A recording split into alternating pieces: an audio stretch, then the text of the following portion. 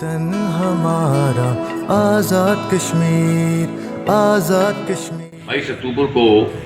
یہاں جو مظفر آباد تھا، اس کے یہاں جو مسلمان رہتے تھے، انہیں یہ اندازہ ہوا، یہ خبر ملی کہ ڈوگرا جو مہاراج ہے، ڈوگرا کی جو فورسز ہیں، وہ مظفر آباد پہ حملہ کرنا چاہتی ہیں۔ تو انہوں نے فوری طور کے اوپر KPK کے جو تھے متعلقہ لوگ قبائلی، ان کے ساتھ رابطہ کیا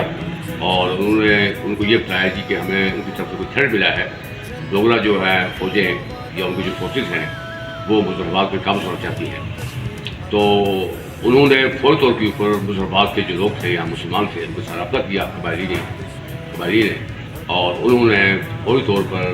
22 اکتوبر کو ہی ڈوگرا فورسز اور جو تھی ڈوگرا مہاراج کی جو فوجیں تھیں ان کا پیچھا کیا، الٹا پیچھا کیا۔ تاریخ کے مطابق تاریخ کہتی ہے کہ ان کو سری نگر تک بھگایا، ان کے پیچھے بھاگے، اور اس طریقے سے پھر ان کا جو ہے نا یہاں پہ ان کا جو لفاق قدم جو تھے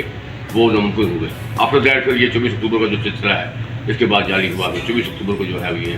سارا جو خطہ یہ آزاد ہوا ہے۔ اس میں مسلمانوں کی بڑی قربانیاں ہیں۔ پاکستان کے ساتھ کھڑے ہیں، عزت حرمت حکم قرآن، جان بھی قربان مان بھی قربان، مان سے پیارا جان سے پیارا وطن ہمارا آزاد